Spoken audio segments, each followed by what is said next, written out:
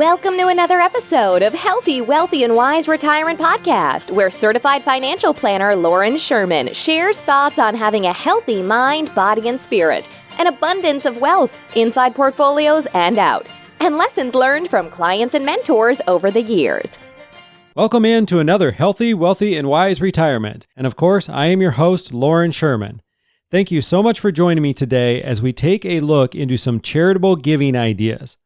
The handful of charities we will talk about today is far from an all-inclusive list, but they have been on my radar as of late, and if nothing else, they might serve as a good starting point for some of your own brainstorming.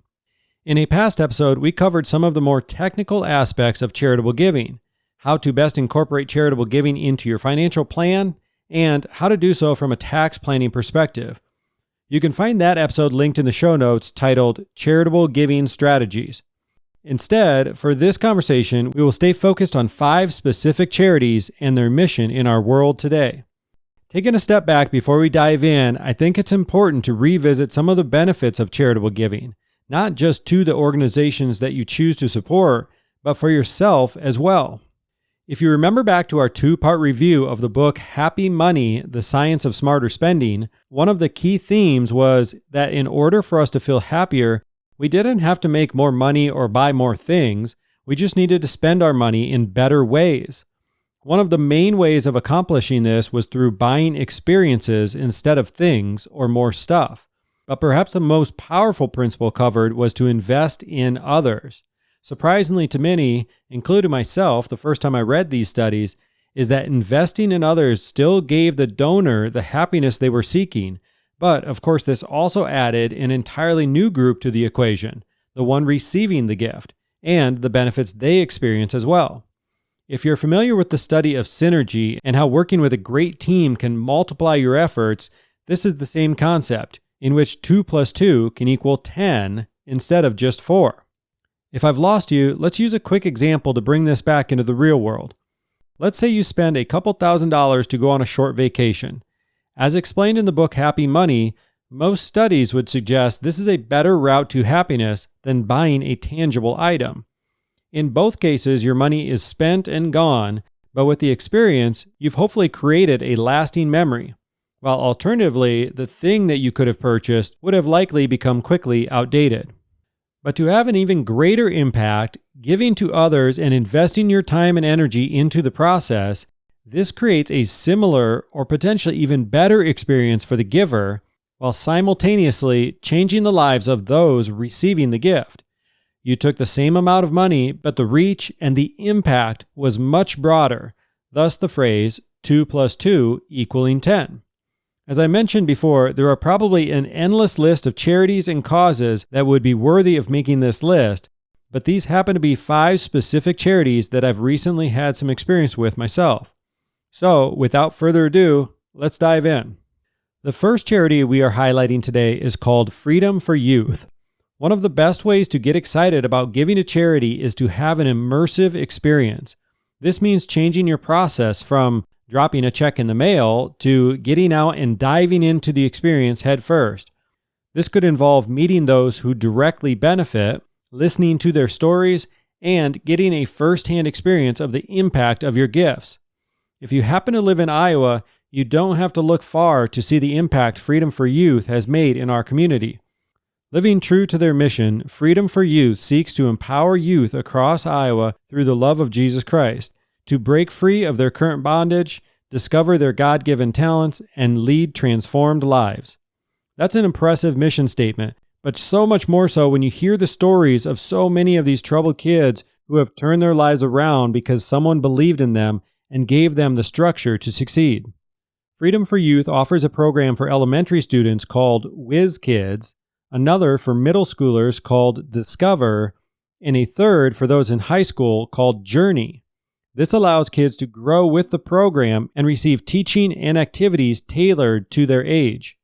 They even help young adults transition into the workplace and offer employment into a full-service coffee shop called Freedom Blend Coffee, or a construction business appropriately called Freedom Construction Services. I had the opportunity to listen to Freedom for Youth's Executive Director, Mark Nelson, And the stories he shared with us about how he was drawn to this mission and the leaps of faith he took along the way to make this vision a reality were truly incredible. But with that said, with much humility, Mark would want all of the spotlight to be on the kids, and that's where his stories really came to life. I've only scratched the surface of what this organization is all about, so I encourage you to take a look at their website to learn more, particularly their Freedom Stories under the About section. Of course, just like all of these charities, that will be linked in our show notes for today. Let's move into the second charity we are discussing, called MOSAIC. Once again, I've had the opportunity to meet with and talk to MOSAIC's development officer, Janet Fisher, and as impressive and passionate as she is about this charity, she would want the spotlight turned away from her and right back onto their mission and the people they help support. The MOSAIC outreach currently spans across 13 states, helping to empower close to 5,000 people with disabilities, mental and behavioral needs, and autism, as well as aging adults to live their best life. MOSAIC was formed in 2003, but has roots all the way back to 1913 and has maintained a steadfast belief. We are called to love and serve our neighbor.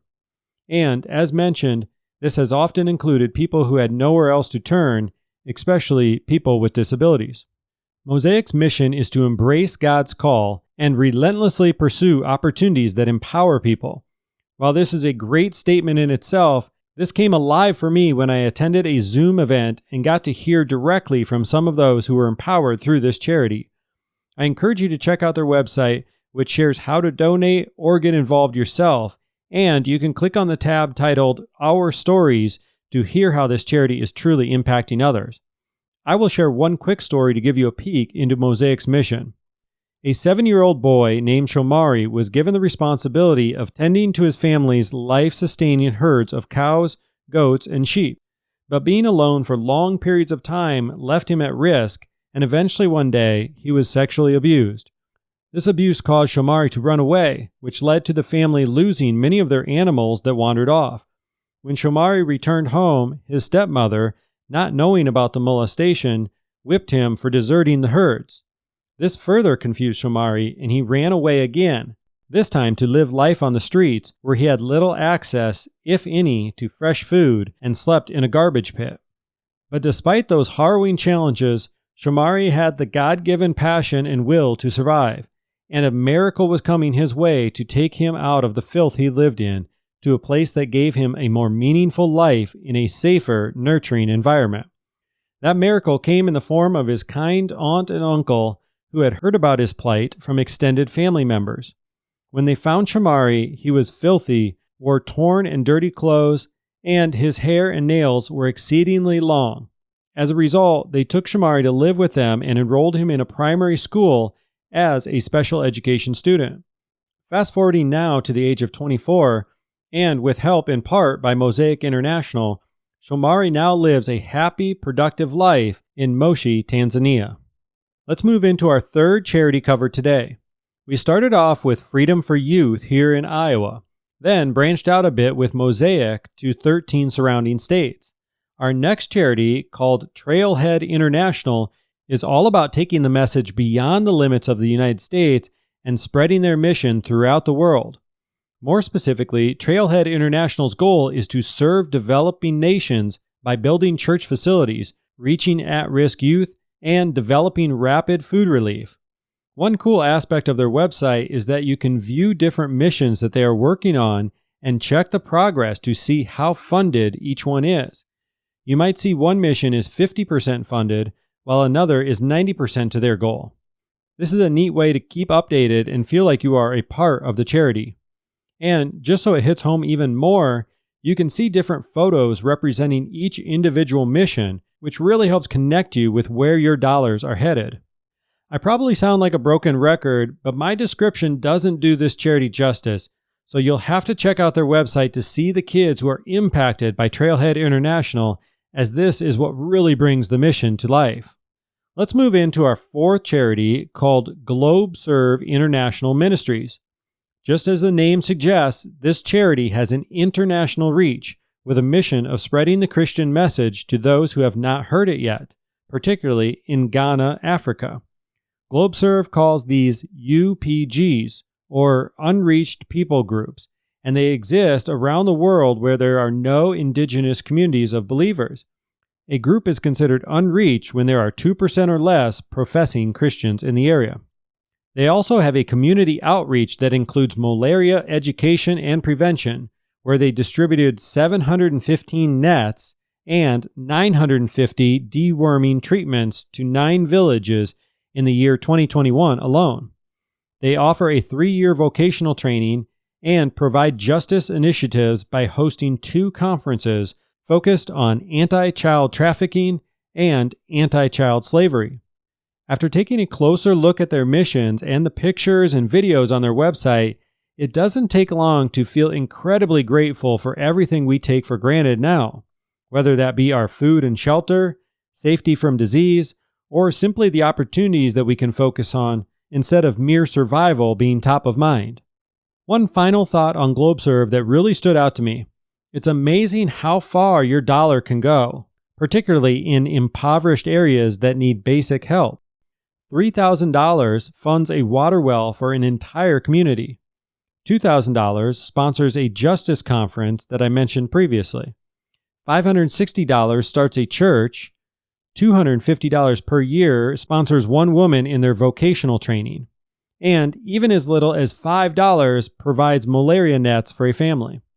Let's close up with the 5th and final charity that I wanted to give an overview of today, which is called One Family, One Purpose. One Family, One Purpose is made up of volunteers who rebuild houses and serve the needs of survivors of natural disasters. You can view some of their past projects, like when a tornado ripped through Little Axe, Oklahoma. Other storms hit areas like Thurman, Iowa, Joplin, Missouri, or several other towns across the Midwest that you might recognize. In each situation, the people needing help from One Family, One Purpose were at their most desperate and most vulnerable. This got me thinking that perhaps the most generous thing you can do for someone is to offer a helping hand when you know they have nothing to offer in return. Proudly displayed on its homepage, you will find 1 Peter chapter 4, verse 10. Each one should use whatever gift he has received to serve others, faithfully administering God's grace in its various forms. Currently, this mission has brought One Family, One Purpose to Dawn Springs, Kentucky, which was devastated by an F4 tornado on December 10th of 2021. You can volunteer, donate, or get involved in a handful of ways more specifically laid out on their website. Once again, I'm not sure my short descriptions of these 5 charities totally did them justice, so I'll have to say it one last time as I encourage you to check out their websites linked in the show notes so that you can take a closer look and do your own due diligence, particularly if these are charities you are considering giving to. And if you have any charities that you are passionate about and would like to see highlighted on a future episode, I'd love for you to reach out and share them with me. There are a lot of great causes out there, and many of them just need their message to be shared more broadly. Of course, beyond that, if you have any questions or ideas of your own that you would like to see covered in future episodes, feel free to reach out with those as well. You can connect with me via email at shermanl@integrityguidance.com. My email is also listed in the show notes for convenience. That does it for today. As always, check out healthywealthywiseretirement.com for all of my past episodes, and we will be back in 2 weeks with a brand new topic. Thank you so much for listening and supporting this podcast. If you've enjoyed listening, we would love if you took a quick moment to leave an honest review. Of course, we're shooting for 5 stars, but if you have suggestions to improve the show, we would love to hear from you too. Just click on the podcast name, Healthy, Wealthy, and Wise Retirement Podcast, and scroll down to ratings and review. Thanks again for your support, as this helps us reach a wider audience and help even more retirees just like you. This podcast is for entertainment and informational purposes only and is not intended as a specific tax, legal, or investment advice. Lauren Sherman is a certified financial planner and co-owner of Integrity Wealth Management, an investment advisor serving retirees in search of their own healthy, wealthy, and wise retirement lifestyle.